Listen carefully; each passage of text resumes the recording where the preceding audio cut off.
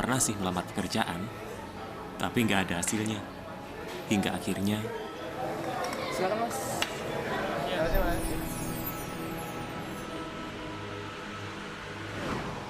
sebagai generasi milenial, aku selalu ingin mencoba sesuatu yang baru. Positive thinking, terus berusaha menjadi yang terbaik, karena kita, generasi milenial, bisa jadi pengusaha. Maxindo, mesinnya pengusaha sukses. ولو أن أهل القرى آمنوا واتقوا لفتحنا عليهم بركات من السماء والأرض. Bismillahirrahmanirrahim. Assalamualaikum warahmatullahi wabarakatuh. Innal hamdalillah nahmaduhu wa nasta'inuhu wa nastaghfiruh wa na'udzu billahi min shururi anfusina wa sayyiati a'malina. Man yahdihillahu fala mudilla lah wa man yudlil fala hadiya lah. Asyhadu an la ilaha illallah wahdahu la syarika lah wa asyhadu anna Muhammadan abduhu wa rasuluh la nabiyya ba'dah. Amma ba'd, ma'asyiral muslimin, para pemirsa Niaga TV yang dimuliakan Allah Subhanahu wa taala. Puji syukur senantiasa kita panjatkan kehadirat Allah taala yang masih memberikan kita begitu banyak kenikmatan, baik itu nikmat iman, nikmat Islam, nikmat sehat walafiat, sehingga di pagi yang berbahagia ini kita kembali bertemu di dalam rubrik Negeriku Bertauhid. Para pemirsa yang dimuliakan Allah Subhanahu wa taala, di pertemuan yang lalu telah kita bahas satu istilah yang banyak kita ucapkan dan sering kita dengar, yaitu kata al-kufru. Dan kita sudah menyampaikan bahwa al-kufru secara bahasa artinya at-taghtiyah was-satr. Artinya adalah menutupi dan menghalangi. Kekufuran ini artinya, kata beliau, adalah tidak beriman kepada Allah dan Rasul-Nya. Dan kekufuran memiliki banyak jenis. Ada yang disebut dengan kufur takdzib, kekafiran dalam bentuk mendustakan ayat-ayat Allah Subhanahu wa taala. Ada juga kekufuran yang disebabkan oleh al-iba wal istikbar, enggan dan sombong sebagaimana terjadi pada iblis. Ada juga yang dikenal dengan kufur syak, kekafiran yang disebabkan oleh keraguan kita kepada Allah Subhanahu wa taala. Ada juga kekufuran yang disebabkan oleh al-i'rad, berpaling dari Allah Subhanahu wa taala, dan ada kekufuran yang jenisnya adalah an-nifaq, yang jenisnya adalah kemunafikan. Dan telah kita bacakan di kesempatan yang lalu bahwa kekufuran itu terbagi menjadi dua.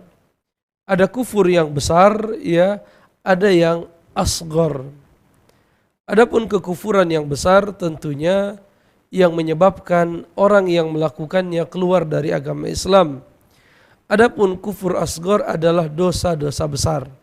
Baik itu misalnya berzina, atau mencuri, atau minum khamr, dan lain sebagainya yang tidak sampai kepada derajat mengeluarkan pelakunya dari Islam. Kecuali apabila seseorang menghalalkan sesuatu yang telah jelas-jelas diharamkan oleh Allah Subhanahu wa ta'ala. Di kesempatan yang berbahagia ini, ma'asyiral muslimin, kita ingin membacakan penjelasan dari Dr. Saleh bin Fauzan Al-Fauzan hafizahullah tentang kata an-nifaq. Tentunya sering kita dengar istilah an-nifaq, atau kita katakan munafik. An-nifaq atau munafik. Apa sebenarnya pengertian an-nifaq atau siapa sebenarnya yang disebut dengan orang munafik? Beliau berkata, an-nifaqu lughatan masdaru nafaqa. Munafik atau an-nifaq secara bahasa adalah bentuk masdar. Ini dalam ilmu perubahan kata dalam bahasa Arab ada yang disebut dengan fi'il, ya, kata kerja. Ada pula yang disebut kalau fi'il kata kerja yang terikat oleh waktu, sedangkan masdar tidak terikat oleh waktu. Yuqal, sebagaimana dikatakan, nafaqa yunafiqu nifaqan. Itu strukturnya dalam bahasa Arab. Nafaqa yunafiqu nifaqan. Wa huwa ma'khudhun minan nafaqa, yang artinya adalah ahadu makharijil yarbu' an hujrihi. Jadi arti dari nifak itu sendiri sebenarnya bisa kita sebut sebagai istilah yang paling pas adalah terowongan. Ya, terowongan itu kan memiliki dua sisi. Sisi di mana dia masuk dan sisi lain di mana dia keluar. Artinya orang munafik itu di satu sisi dia mengaku Islam, tetapi di sisi yang lain sebenarnya dia tidak Islam. Dia masuk ke dalam Islam dengan lisannya, tetapi keluar dengan keyakinannya. Dia tidak yakin dengan apa yang dia ucapkan. Atau dalam istilah yang lain, dia menyembunyikan kekafiran dan menampakkan keimanan.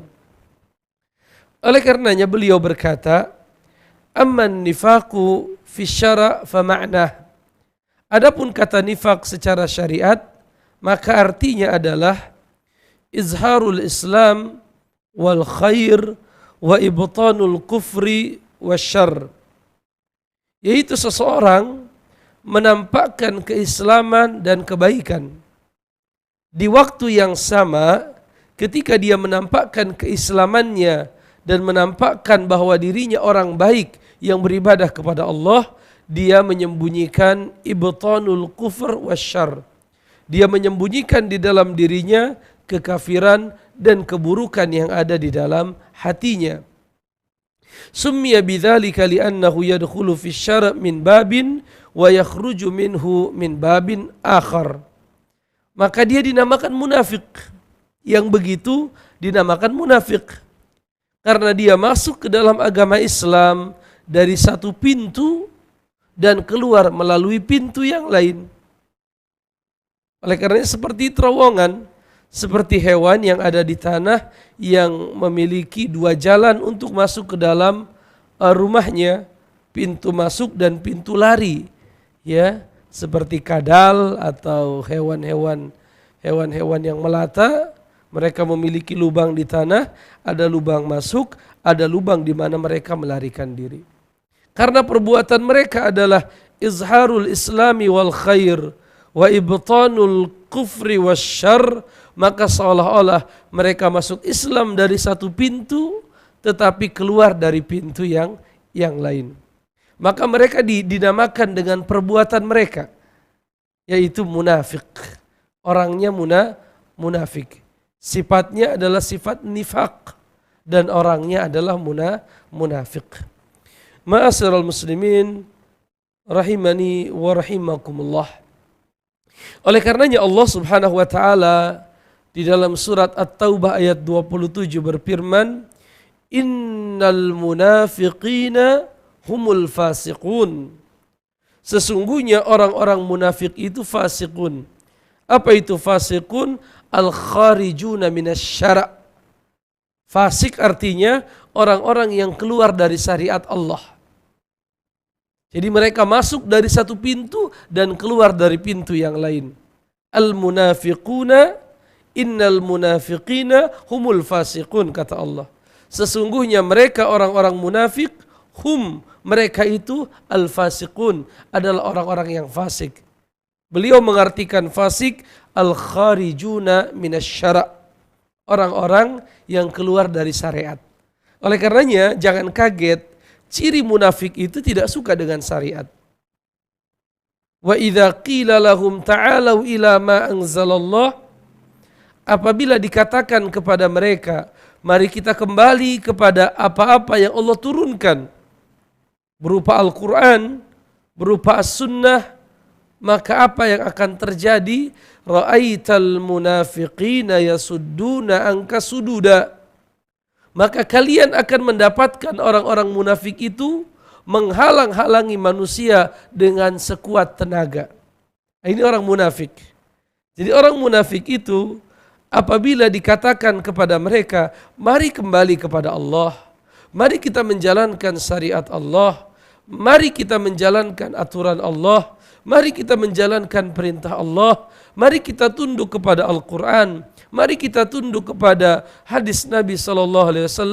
Ra'aital munafiqina yasudduna anka sududa.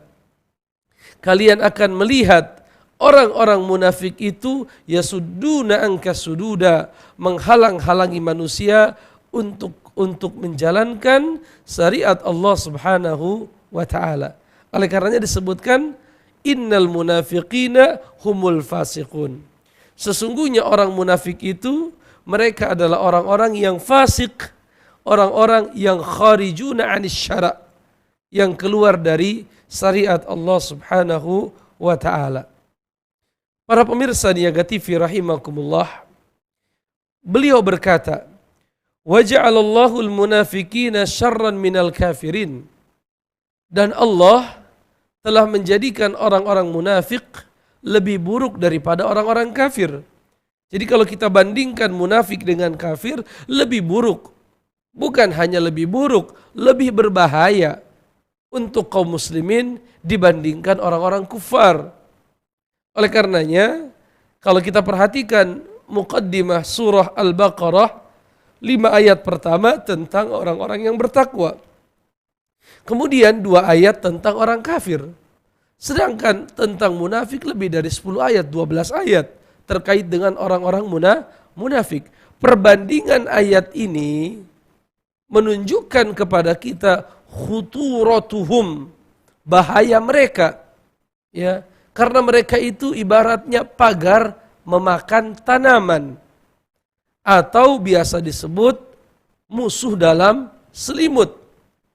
Ya, musuh dalam selimut. Oleh karenanya Allah Subhanahu wa taala berfirman dalam Al-Qur'an, tepatnya di surat An-Nisa ayat 145, innal munafiqin fid darkil asfali minan nar. Sesungguhnya orang-orang munafik itu di kerak neraka yang paling dalam. Jadi kalau neraka itu bertingkat, ya bertingkat ke bawah, kalau surga bertingkat ke atas, maka yang paling mengerikan penderitaannya adalah yang paling bawah. Dan yang paling bawah itu adalah tempatnya humul al-munafiqun, tempatnya orang-orang munafik. Di surat yang lain, ma'asyiral muslimin, An-Nisa 142, Allah berfirman, innal munafiqina yukhadi'una Allah wa huwa khadi'uhum. Sesungguhnya orang-orang munafik hendak menipu Allah, tetapi Allah lah yang menipu mereka. Di surat yang lain, Al-Baqarah ayat 9-10 yang tadi sempat kita singgung, Allah berfirman tentang orang-orang munafik. Yukhadi'una Allah walladzina amanu wa ma yakhda'una illa anfusahum wa ma yash'urun. Orang-orang munafik itu hendak menipu Allah dan orang-orang yang beriman. Wa ma yakhda'una illa anfusahum, dan tidak ada yang tertipu kecuali diri mereka sendiri. Wa hum la yash'urun, dan mereka tidak merasa. Sebenarnya yang tertipu bukan orang-orang yang beriman, karena Allah telah menurunkan ayat-ayat yang jelas tentang sifat-sifat mereka. Bukan juga Allah, karena Allah adalah Maha mengetahui hati manusia. Kemudian Allah berfirman, fi qulubihim maradun fazadahumullahu marada. Di dalam hati orang munafik itu ada penyakit. Ya, ada keraguan yang begitu luar biasa. Walahum adzabun alimum bima kanu yakdzibun.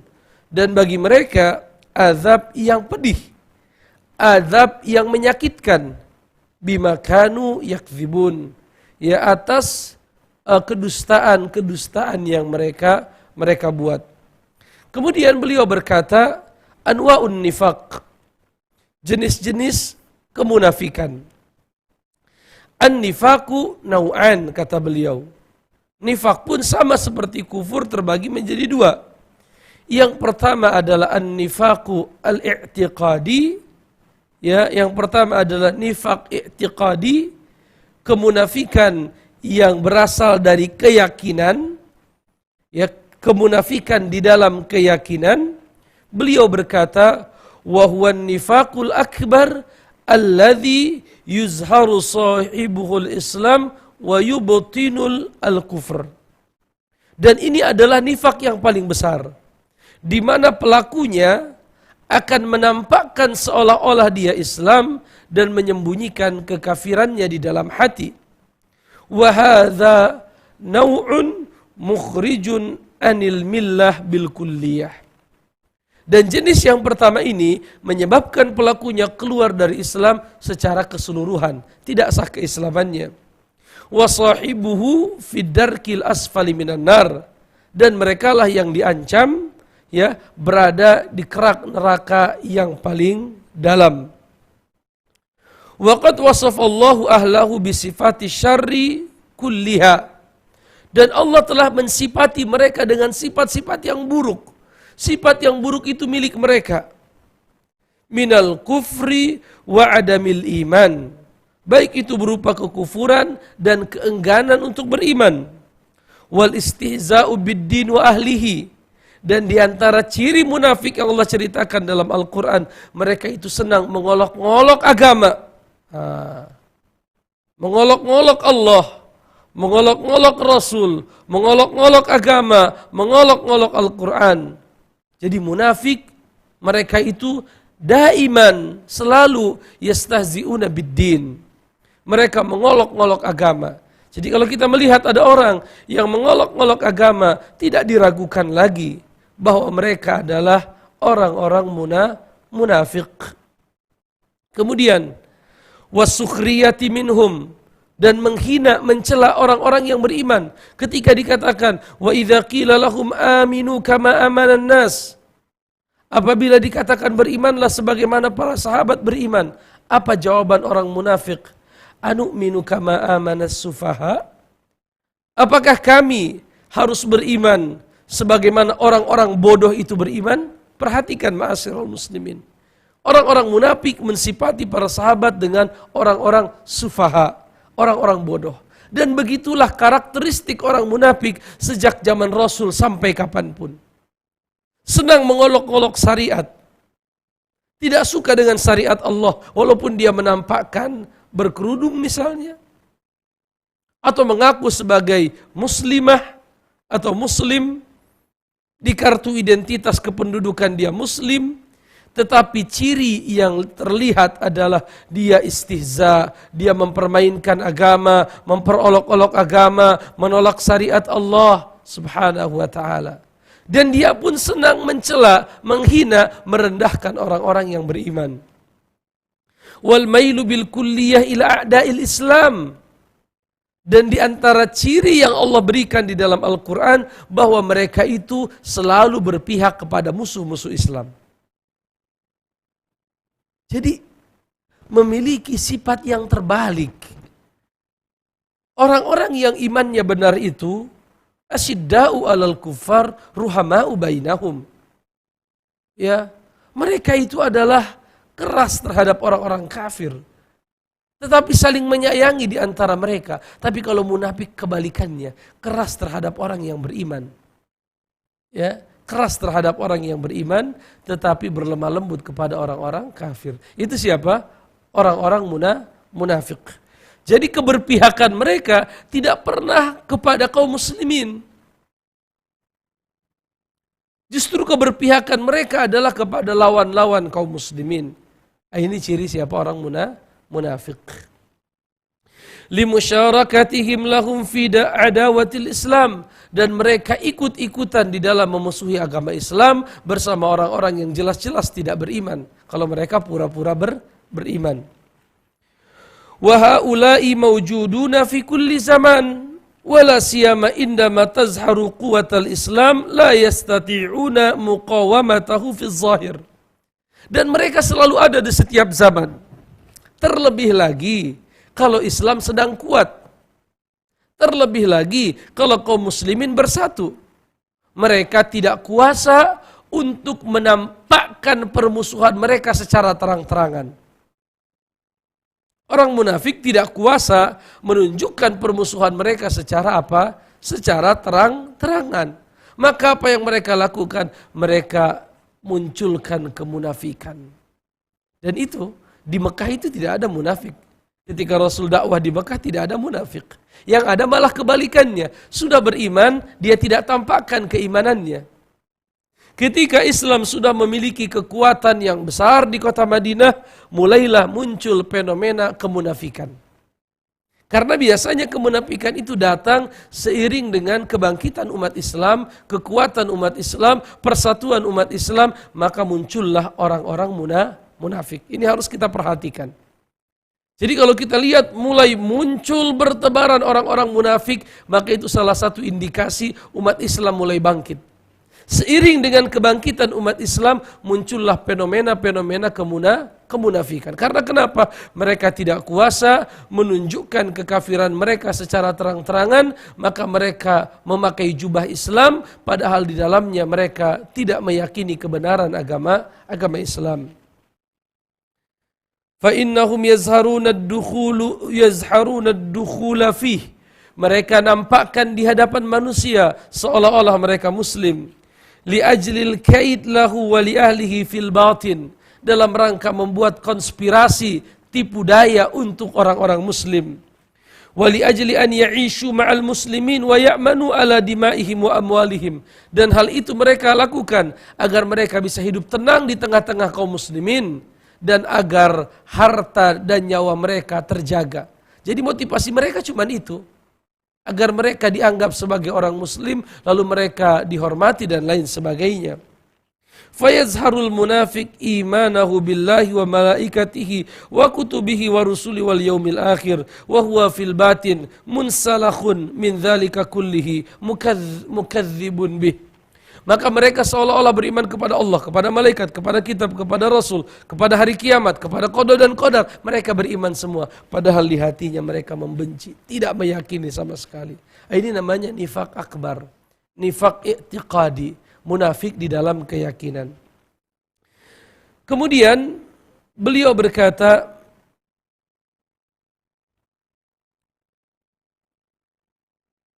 la yu'minu billahi. Ya sebenarnya mereka itu tidak beriman kepada Allah, tidak juga beriman ya kepada apa-apa yang Allah turunkan kepada para rasul, yaitu berupa kitab-kitab. Wa qad hataqallahu astara haula'il munafiqin, dan Allah telah membuka tirai ya dari orang-orang munafik. Jadi kalau kita baca Quran, banyak sekali ayat-ayat tentang munafik yang menceritakan makar mereka, tipu daya mereka. Oleh karenanya yang tidak tertipu yang beriman. Adapun kalau dia muslim, apalagi tidak mau menuntut ilmu, apalagi tidak mau belajar, tidak mau mendalami Islam, kemungkinan tertipu besar. Ya makanya Allah katakan tadi di Al-Baqarah itu, wa yukhadi'una Allah walladzina amanu. Mereka menipu Allah dan orang yang beriman. Tapi tidak tertipu. Adapun orang Islam yang mungkin keislamannya lemah, mungkin saja mereka tertipu. Wa kasyafa asrarahum fil Qur'anil Karim. Allah telah membuka rahasia-rahasia mereka di dalam Al-Qur'an. Wa jalla li ibadihi umurahum. Allah telah menjelaskan kepada hamba-hambanya tentang kondisi orang-orang munafik.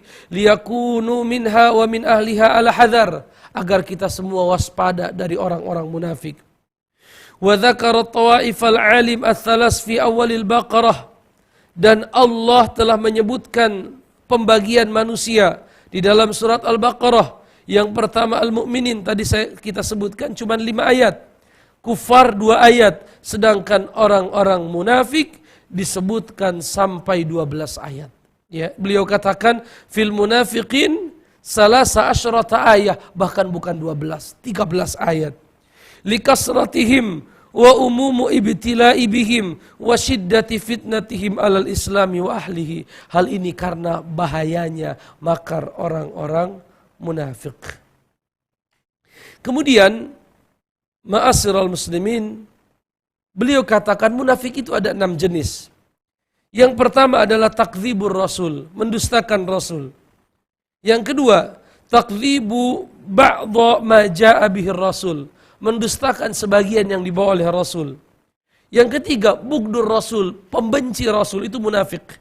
Yang keempat, bugdu ba'dha ma ja'a bihi rasul, membenci sebagian yang dibawa oleh rasul, munafik. Tidak suka dengan hijab, tidak suka dengan azan, munafik. Al-masarrah bin khifadid dinir rasul, senang, bahagia kalau agama rasul itu menjadi lemah. Nah, ini munafik. Al-karahiyah lil intisari dinir rasul, benci, tidak suka kalau agama rasul menang. Ini munafik. Ini beberapa contoh nifak akbar dan juga indikasi-indikasi yang bisa kita lihat. Adapun jenis yang kedua kata beliau adalah an-nifaqu al-amali, yaitu nifak munafik dalam amal. Kalau tadi kan dalam keyakinan, jenis yang kedua dalam amal. Wa huwa amalu syai'in min a'malil munafiqin, yaitu dia orang Islam tetapi dia melakukan beberapa perbuatan orang munafik. Ma'a baqail imani fil qalb, imannya masih ada di hati, tetapi di dalam berbuat dia tertular beberapa penyakit munafik.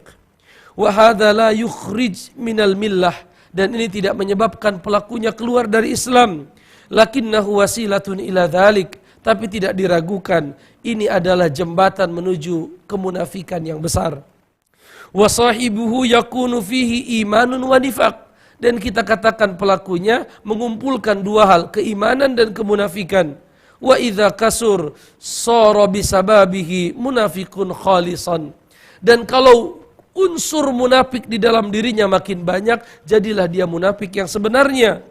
Wad dalilu alaihi, adapun dalilnya adalah sabda Nabi sallallahu alaihi wasallam, diriwayatkan oleh Al-Imam Al-Bukhari dan Muslim. Rasulullah bersabda, arba'un man kunna fihi kana munafiqan khalisan. Ada 4 sifat yang kalau ada pada diri seseorang, maka dia adalah munafik yang sebenar-benarnya. Yang pertama, man kanat fihi hislatun minhu kanat fihi hislatun minan nifaq.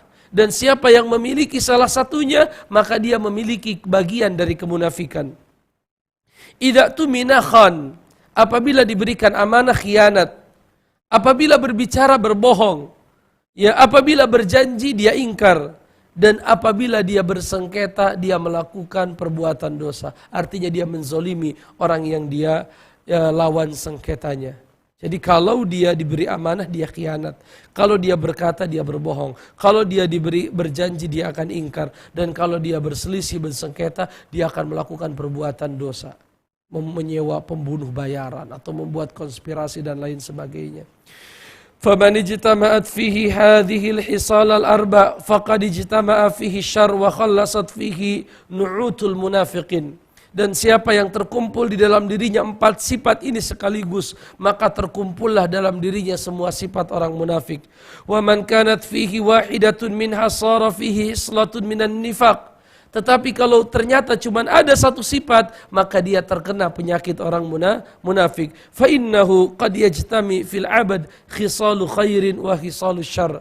Dan terkadang di dalam diri seseorang terkumpul bagian kebaikan dan bagian keburukan.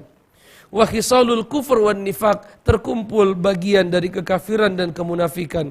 Yastahiqu minats thawabi wal iqab bihasbi ma qama bihi min mujibati dzalik. Dia terkadang mendapatkan pahala ketika melakukan kebaikan dan mendapatkan dosa ketika dia melakukan kemaksiatan. Kemudian beliau berkata, wa minhu, dan di antara cirinya adalah at-takasulu anis shalah ma'al jamaah fil masjid. Bermalas-malasan salat berjamaah di masjid. Ini salah satu ciri munafik, tapi nifak amal. Fa innahu min sifatil munafiqin. Ini adalah termasuk sifat munafik. Fannifaqu syarrun wa khatirun jiddan. Munafik itu adalah sangat buruk dan sangat berbahaya. Wa kana as-sahabatu yatakhawwafuna minal wuqu'i fih. Mereka sangat khawatir terjatuh ke dalam kemunafikan. Qala ibni Abi Mulaikah, berkata Ibnu Abi Mulaikah, adraktu salasina min ashabi Rasulillah. Aku menemui 30 orang lebih sahabat Rasul. Kulluhum yakhafun nifaq ala nafsihi. 30 orang sahabat itu semuanya khawatir terjatuh ke dalam kemunafikan. Artinya mereka tidak merasa aman dari sifat munafik. Mudah-mudahan Allah Subhanahu wa taala senantiasa menetapkan keimanan dan keislaman kita dan menjauhkan kita dari sifat-sifat munafik. Jangan kemana-mana ma'asyiral muslimin. Kita kembali setelah beberapa selingan berikut ini. Untuk efisiensi produksi di bidang agroindustri pasca panen, gunakan mesin Agrowindo top quality brand dalam mesin-mesin pertanian di Indonesia. Mesin Hammer Mill Agrowindo tipe AGR HMR 20 berfungsi memproses aneka biji-bijian bahan kering pada berbagai ukuran, seperti jagung, singkong, beras, herbal, kedelai, dan bahan-bahan lainnya. Diproses menjadi tepung untuk aneka macam kebutuhan produk pasca panen. Material mesin dari bahan besi berkualitas tinggi, kokoh, awet, dan anti karat. Menggunakan teknologi operasional dari motor listrik bertenaga 3 horsepower berkecepatan 2600 rpm. Kapasitas produksi mencapai 200 hingga 300 kg per jam secara kontinu. Fitur penyaringan dalam 2 jenis ukuran halus dan kasar. Dilengkapi dengan saluran inlet, outlet, serta blower untuk udara melancarkan proses produksi. Hasil penepungan akan langsung keluar dalam hitungan detik. Investasi yang menguntungkan untuk usaha Anda. Dapatkan produk ini di toko mesin Maxindo terdekat di kota-kota Anda. Kunjungi situs kami di www.maxindo.com. Maxindo, mesinnya pengusaha sukses. Ingin lebih mudah mengelola usaha ternak atau perikanan dari rumah? Dengan produksi pelet berkualitas untuk pakan atau obat yang sesuai dengan skala usaha, Maxindo punya jawabannya. Mesin cetak pelet tipe MKS PLT15 Maxindo, solusi bagi permasalahan pelet pakan yang harganya fluktuatif. Anda bisa memproduksi sendiri pakan ternak dalam bentuk pelet dengan campuran nutrisi yang bisa diatur sesuai keinginan. Dilengkapi dengan saluran inlet dan outlet untuk memperlancar proses produksi. Desain mesin simple, ringkas, dan elegan, terbuat dari material berkualitas yang tahan lama. Sangat mudah digunakan. Ukuran cetakan yang dapat diatur sesuai kebutuhan 1,5, 2,5, 4, dan 6 mm. Konsumsi listrik lebih hemat. Kapasitas produksi hingga 20 kg per jam secara kontinu. Mudah untuk dibersihkan. Dapatkan produk ini di toko mesin Maxindo terdekat di kota-kota Anda. Kunjungi situs kami di www.maxindo.com. Maxindo, mesinnya pengusaha sukses. Ingin usaha kentang goreng French fries atau untuk membantu produksi kentang goreng dalam usaha restoran Anda? Mesin perajang keripik kentang dan French fries Maxindo tipe MKS KRP 650 dengan teknologi terbaru untuk merajang kentang menjadi bentuk chips dan French fries. Part mesin terbuat dari bahan full stainless steel berkualitas. Pisau perajang dengan tingkat presisi tinggi membuat proses perajangan lebih efektif dan cepat. Kapasitas produksi hingga 600 kg per jam secara kontinu. Ketebalan irisan dapat diatur ukuran 5 hingga 18 mm. Hemat tenaga, hasil perajangan akan langsung keluar dalam hitungan detik. Perajang dapat bekerja dengan sistem 2 arah. Investasi usaha yang menguntungkan. Dapatkan produk ini di toko mesin Maxindo terdekat di kota-kota Anda. Kunjungi situs kami di www.maxindo.com. Maxindo, mesinnya pengusaha sukses.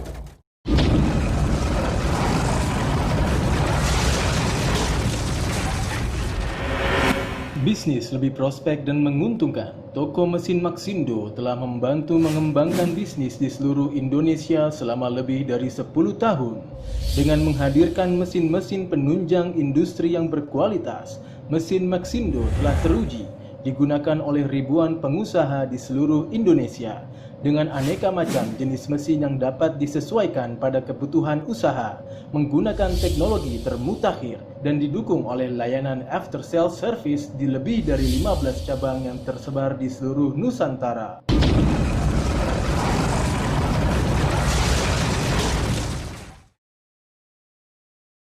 ولو أن أهل القرى آمنوا واتقوا لفتحنا عليهم بركات من السماء والأرض.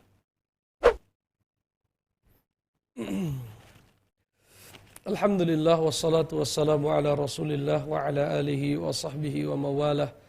Asyhadu an la ilaha illallah wa asyhadu anna Muhammadan abduhu wa rasuluh la nabiyya ba'dah, amma ba'd. Para pemirsa Niaga TV yang mudah-mudahan diberkahi oleh Allah Subhanahu wa taala. Di kesempatan yang pertama sudah kita jelaskan definisi nifaq atau munafik dari sisi bahasa, dari sisi syariat. Kita pun sudah bahas jenis-jenis kemunafikan, ada dua, ada nifaq i'tiqadi, ada nifaq amali, dan kita pun sudah jelaskan bahaya munafik bagi umat, ciri-ciri mereka dan lain sebagainya. Maka di kesempatan yang kedua ini, ma'asyiral muslimin, sebagaimana biasa kita coba membaca beberapa pesan singkat yang sudah masuk, dan juga tentunya kami mengundang para pemirsa di rumah untuk bisa ikut berinteraksi, mengirimkan pertanyaannya baik melalui pesan singkat ataupun melalui layanan telepon interaktif di nomor yang sudah kami buka, kami cantumkan di layar kaca pemirsa. Kita akan buka angkat penelepon yang pertama. Assalamualaikum. Assalamualaikum. Waalaikumsalam warahmatullah. Silahkan Bapak. Bapak, saya ingin tanya begini Pak, masalah kemunafikan. Baik. Halo. Bapak. Masalah kemunafikan. Baik. Assalamualaikum. Silahkan Bapak. Bagaimana cara menghindarinya supaya kita jangan kena dalam hal. Itu saja Bapak.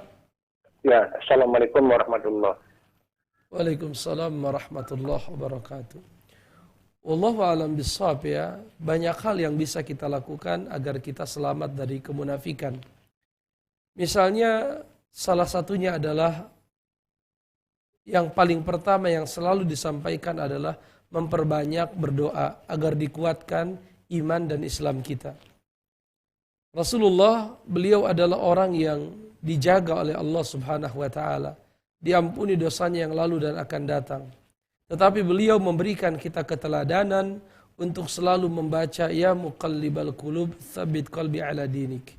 Wahai zat yang membolak-balikkan hati kami, tetapkan hati kami di atas agamamu. Itu kita baca terus-menerus. Yang kedua adalah mempelajari, mengenali, mengetahui apa itu munafik, pembagian munafik, sifat-sifat munafik dan lain sebagainya. Karena terkadang seseorang jatuh ke dalam sifat kemunafikan tanpa dia sadari. Oleh karenanya menjadi penting bagi kita semua para pemirsa Niaga TV untuk lebih mendalami lagi, ya, mentadaburi, memahami dengan benar ayat-ayat dan sabda Nabi yang menjelaskan tentang orang-orang munafik. Jadi kita harus mengenal mereka. Siapa itu mereka? Bagaimana sifat mereka? Apa saja karakteristik mereka? Itu perlu dan sangat perlu kita ketahui agar kita bisa menjaga diri kita dari perbuatan yang buruk seperti itu. Jadi mengenali siapa munafik itu. Dengan kita mengenal, tentunya kita bisa meningkatkan kewaspadaan. Kita bisa menghindari sifat-sifat munafik. Yang ketiga kata para ulama adalah mempelajari khuturah, bahaya sifat munafik. Kita harus pelajari. Baik itu ancaman bagi mereka di dunia, ataupun ancaman kelak mereka di akhirat. Jadi kita harus tahu, terkadang kita harus mengetahui seberapa besar ancaman itu bisa menjadi dinding yang menghalangi kita dari satu keburukan. Orang yang mengetahui satu keburukan, bahwa itu adalah dosa, bahwa tempatnya adalah di neraka yang paling dalam. Kalau memang dia yakin kepada Allah, dia akan membuat batas antara dirinya dengan sifat yang tersebut, sifat orang tersebut. Ya, itu yang ketiga. Yang keempat tentunya adalah menjauhi orang-orang yang terindikasi terkena sifat munafik. Menjauhi orang-orang yang terindikasi, tentunya kan punya indikasi tadi. Ya, beliau menyampaikan misalnya dia mendustakan Rasul, atau mendustakan sebagian yang dibawa oleh Rasul, atau membenci Rasul, atau membenci sebagian yang dibawa oleh Rasul. Bahagia kalau Islam itu lemah, sedih kalau Islam itu tinggi, tidak suka syariat, suka menghina agama, suka mengolok-olok Al-Quran. Ini kan ciri-ciri. Kalau kita sudah dapatkan yang seperti itu, maka kita jaga jarak. Karena Rasul berkata, Al-mar'u ala dini khalilihi. Seseorang itu ditentukan oleh agama kawannya. Falyanzur ahadukum man yukhalil. Maka hendaknya setiap kalian melihat dengan siapa dia bersahabat. Ya, hendaknya dia melihat dengan siapa bersahabat. Kalau kita lihat orang itu memiliki sifat-sifat munafik, ya kita menghindar. Jangan dekat-dekat dari orang tersebut. Allahu a'lam bishawab. Pertanyaan yang pertama dari pesan singkat. Assalamualaikum waalaikumsalam. Dari hamba Allah. Hukumnya menggambar makhluk seperti binatang yang digambar di media pakaian seperti kaos, jaket dan dijual. Apakah boleh dan uang hasilnya usahanya halal? Bagaimana jika orang tersebut meminjam uang? Apakah boleh meminjamkan uang untuk modal usaha menggambar? Wallahu a'lam bishawab ya. Kalau gambar itu artinya melukis, para ulama sepakat itu tidak boleh. Ya, bahwa orang yang paling asyaddun nasi azaban yaumal qiyamah, di antara yang paling berat azabnya pada hari kiamat adalah para penggambar, para pembuat lukisan, makhluk-makhluk yang bernyawa. Akan dikatakan kepada mereka, tiupkan ruh kepada makhluk-makhluk yang kalian ciptakan. Dan mereka tidak akan pernah bisa melakukan itu. Tetapi kalau itu berupa fotografi artinya ada kamera, ya misalnya dari handphone kita gunakan untuk mengambil satu objek gambar, yaitu gambar manusia, kemudian kita cetak. Para ulama berbeda pendapat apakah itu masuk kategori lukisan atau tidak masuk kategori lukisan. Apakah itu masuk kategori menandingi Allah ataukah tidak. Kebanyakan para ulama kontemporer, karena ini kan kasus-kasus kontemporer, ya menganggap ini tidak masuk ke dalam kategori lukisan. Misalnya ulama yang terkenal di Timur Tengah, ulama besar, Syekh Muhammad bin Saleh Al-Utsaimin rahimahullah, menganggap fotografi bukanlah lukisan. Karena kalau lukisan itu seperti kita ingin menandingi Allah di dalam namanya Al-Musawwir yang maha membuat rupa. Adapun fotografi kita tidak menandingi Allah. Karena yang kita ambil objeknya adalah makhluk Allah. Tanpa menambah, tanpa mengurangi. Yaitu kalau berupa fotografi, yaitu berupa berupa kamera. Sama saja kata mereka dengan bercermin. Walaupun tentunya kita tidak menggunakan ini kata para ulama kecuali darurat. Artinya darurat memang untuk kebutuhan yang memang kita perlukan. Misalnya untuk KTP kan harus ada ya. Atau untuk sesuatu yang memang dibutuhkan. Memang dibutuhkan tidak masalah.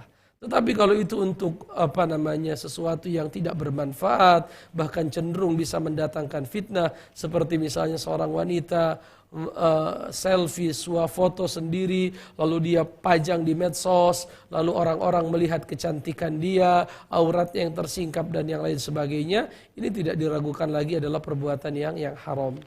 Maka tinggal dilihat nanti gambar di baju itu gambar apa kan? Kalau gambar-gambar itu adalah gambar-gambar lukisan yang bukan gambar, artinya bukan manusia yang dipoto, maka para ulama sepakat haram. Ya, adapun kalau gambar itu adalah gambar dari fotografi, tidak semestinya dibuat yang seperti itu. Untuk apa dipajang di di gambar-gambar? Dan terkadang mohon maaf, yang ditempel di baju itu adalah gambar orang-orang yang tidak baik, orang-orang ahli maksiat, orang-orang yang membuka aurat, orang-orang fasik, orang-orang yang jauh dari Allah. Oleh karenanya seorang muslim meninggalkan hal yang seperti itu, dia hendaknya mencari rezeki yang lebih jelas, yang lebih pasti kehalalannya. Allah alam bissawab. Pertanyaan yang kedua dari pesan singkat. Assalamualaikum warahmatullahi wabarakatuh. Waalaikumsalam warahmatullahi wabarakatuh. Suami saya melaksanakan salat 5 waktu tapi tidak mau melaksanakan salat Jumat. Bagaimana kewajiban saya sebagai seorang istri? Masya Allah. Bagaimana dia salat 5 waktu tapi tidak salat Jumat? Dinasehati. Ya, siapa yang tidak salat Jumat 3 kali berturut-turut, maka hatinya telah ditutup oleh Allah Subhanahu wa taala. Ya, hatinya ditutup dari mendapatkan hidayah, mendapatkan kebaikan. Ya, oleh karenanya wajib bagi ibu, bagi istri untuk terus-menerus menasihati suami, ya, mengingatkannya dengan cara yang baik, memberikannya nasihat, ya. Kalau dia tetap tidak mau sholat, artinya dia berpemahaman tidak perlu sholat Jumat, maka bisa sampai kepada taraf keluar dari Islam. Ya, mengatakan itu tidak wajib misalnya, itu bisa sampai taraf keluar dari Islam, maka bisa sampai taraf ibu dipisah nanti kalau tidak ibu nasihati. Maka berikan nasihat, ya, mudah-mudahan dia mendapatkan hidayah. Kecuali kalau dia memiliki pemahaman yang menyimpang dan lain sebagainya, tentunya ini harus kita dalami apa sebabnya dia tidak sholat Jumat. Apakah dia misalnya menganggap bahwa yang wajib itu hanya zuhur, barangkali dia punya pemahaman seperti itu, maka kita luruskan pemahamannya. Atau dia meninggalkannya karena semata-mata malas dan lain sebagainya, maka kita wajib menasehati, menegakkan kepadanya hujah penjelasan agar dia mau melaksanakan ibadah sholat. Ya, kalau tidak, dalam Islam itu orang yang tidak melaksanakan sholat, hukuman beratnya itu yuktal, dibunuh. Dalam aturan Islam begitu. Kalau dia seorang muslim, dia tidak mau sholat, diperintahkan sholat. Kalau tidak mau sholat, bisa sampai ke hukumnya dibunuh, bisa sampai dibunuh. Oleh karenanya kalau kita lihat dalam kitab-kitab fikih, ada pembahasan hukmu tarikis sholah. Hukum meninggalkan sholat dikarenakan malas. Kalau dikarenakan mengingkari kewajibannya, jelas keluar dari Islam. Tetapi kalau dikarenakan malas, ya, mengerjakannya, maka para ulama berbeda pendapat. Pendapat Imam Syafi'i dan Malik mengatakan dia yuktal haddan, dihukum mati sebagai bentuk hukuman. Tetapi pendapat Imam Ahmad yuktar riddatan, dibunuh sebagai orang yang murtad. Jadi Imam Ahmad dalam masalah ini sangat keras dan sangat tegas, yaitu yuktar riddatan, dibunuh sebagai orang yang murtad. Nauzubillahi min dzalik. Allahu a'lam bishawab. Ada hamba Allah di Pekanbaru, coba kita angkat. Assalamualaikum. Assalamualaikum. Assalamualaikum warahmatullahi wabarakatuh, Pak Ustaz. Waalaikumsalam warahmatullahi wabarakatuh. Silakan Ibu. Saya mohon petunjuknya Pak Ustaz. Saya kan suami sudah meninggal setahun lebih. Ya, ini saya ada niat untuk jual rumah. Mudah-mudahan doain Pak Ustaz supaya cepat terjual. Baik. Insya Allah. Dengan rahmat Allah. Nah, saya setelah terjual, insya Allah saya mau badalkan umroh suami saya. Masya Allah, Masya Allah. Kemudian saya bawa adik saya 2, insya Allah. Nah, setelah itu saya mau mendaftar haji. Nah, saya umur saya 56, Pak Ustadz. Karena saya sebagian yang saya tahu selama ini yang saya ikut ngajian sunnah, itu kan tidak boleh tidak tanpa mahram. Tapi saya dapat info dari travel kemarin, dia udah sunnah travelnya, Ustaz sunnah juga yang bimbing, yang saya tahu, nah yang saya ikut pelajarinya. Terus katanya di atas 50 Pak Ustadz dibolehkan. Nah, yang mana yang terbaik yang dari sunnah Pak Ustadz? Apakah boleh saya sendiri umur 56? Gitu aja Pak Ustadz. Assalamualaikum warahmatullahi wabarakatuh. Waalaikumsalam warahmatullahi wabarakatuh. Mudah-mudahan niat Ibu dimudahkan oleh Allah Subhanahu wa taala. Rumah yang hendak Ibu jual itu segera laku, segera dibeli oleh orang, ya. Mudah-mudahan uangnya Allah berkahi, bisa digunakan untuk beribadah bersama keluarga, ibadah umroh, niat yang baik. Mudah-mudahan niat yang baik ini dimudahkan, diberkahi oleh Allah Subhanahu wa taala. Allah alam bisawab, ya. Ada hadis yang berbunyi tidak halal bagi wanita yang beriman kepada Allah dan hari kiamat mereka melakukan safar tanpa ditemani oleh mahram. Mayoritas para ulama mengatakan bahwa wanita safar sendiri itu tidak boleh haram, ya.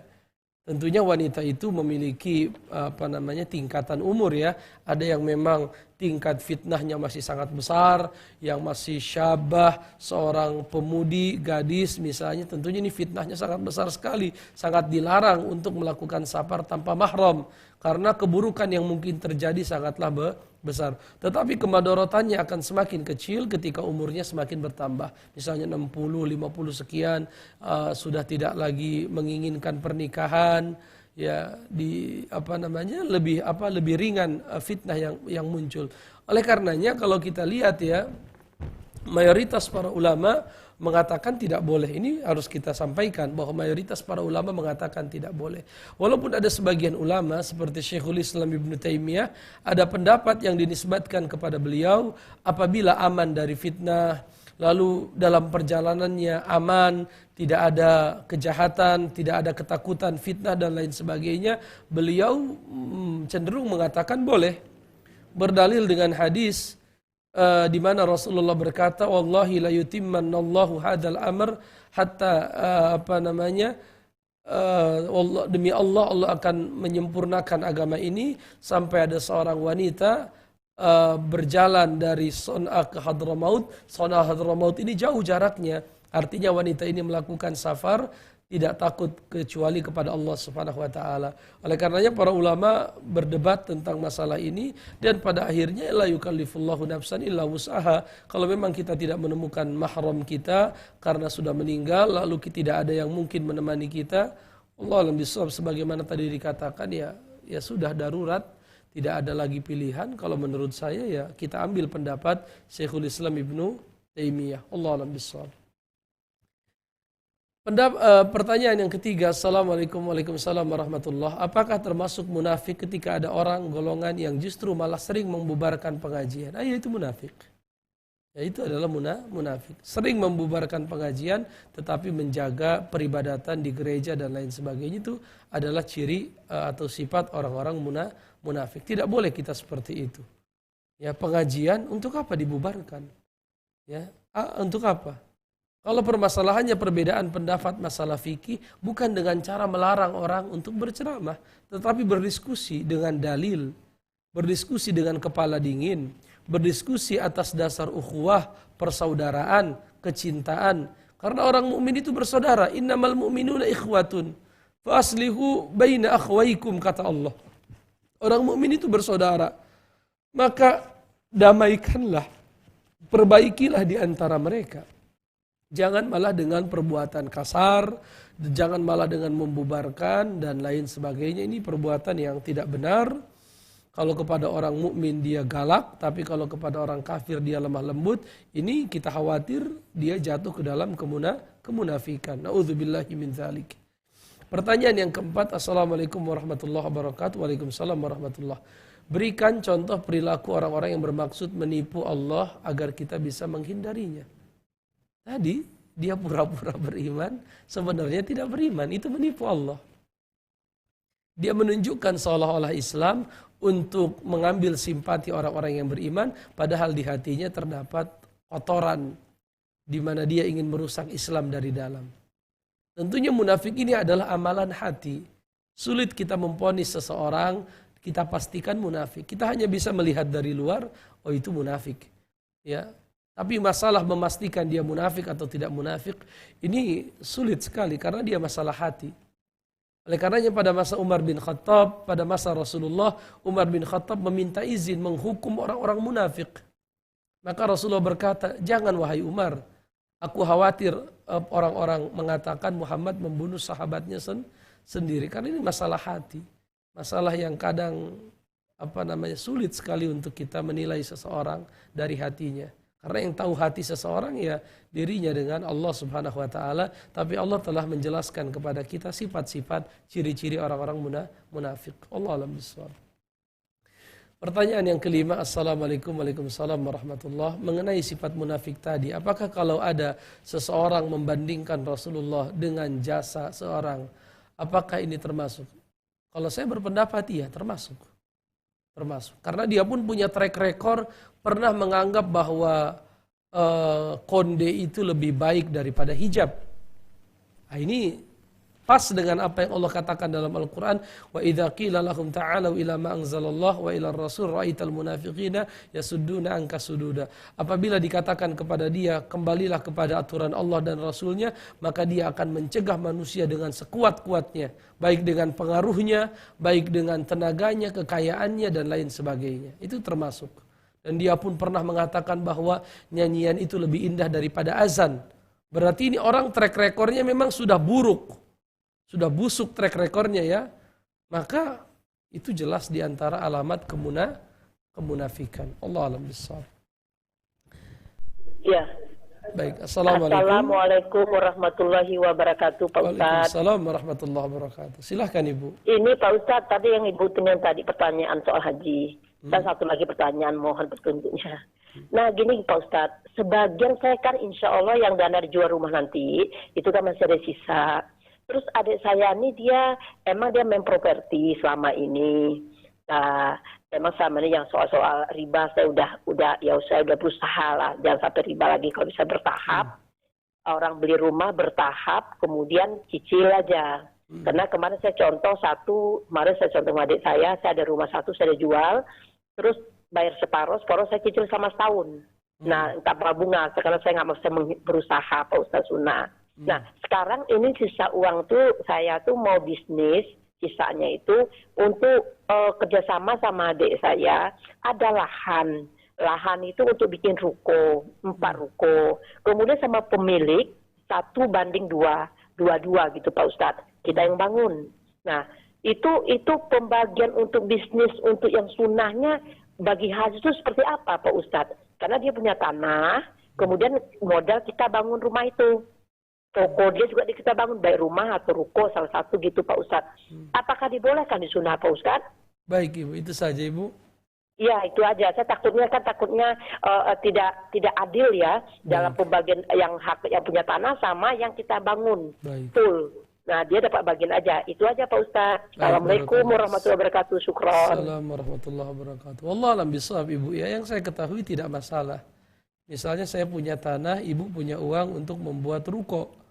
Maka saya pemilik tanah mendapatkan bagian 1, Ibu mendapatkan bagian 2, atau sebaliknya sesuai dengan yang disepakati.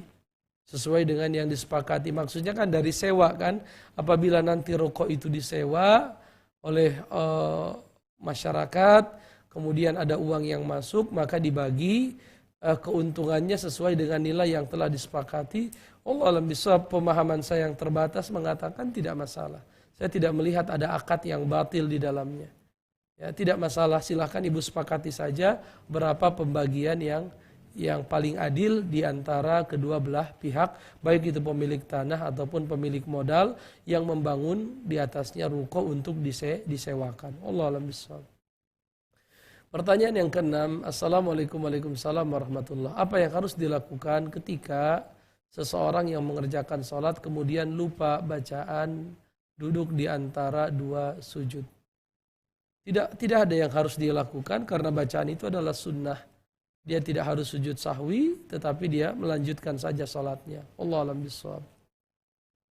Pertanyaan yang ke-7, Assalamualaikum warahmatullahi wabarakatuh. Mau bertanya, ana diberi kain yang ada gambar burung cendrawasihnya. Apa boleh kalau anak bikin baju? Wallahu alam bisawab ya, tidak, lebih baik jangan Pak. Ya, untuk menjaga kehati-hatian, karena ini lebih kepada lukisan tangan barangkali ya.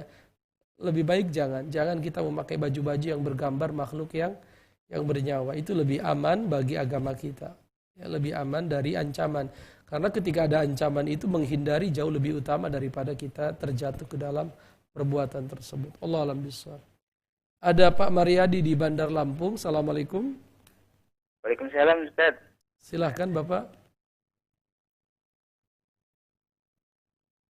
Silahkan Pak Mariadi.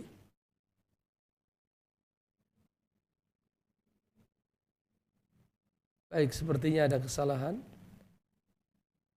Baik. Terputus ya, Pak Mariadi mungkin bisa mencobanya di kesempatan yang lain. Insya Allah di esok hari biiznillah, mudah-mudahan Allah berikan kita kesehatan. kesempatan untuk bisa kembali bertemu di kesempatan yang lain. Dan mohon maaf apabila ada pesan yang mungkin tidak terbaca atau telepon yang tidak terangkat. Mudah-mudahan Allah memberkahi kita semua. Subhanakallahumma bihamdika asyhadu an la ilaha illa anta astaghfiruka wa atubu ilaik. Assalamualaikum warahmatullahi wabarakatuh.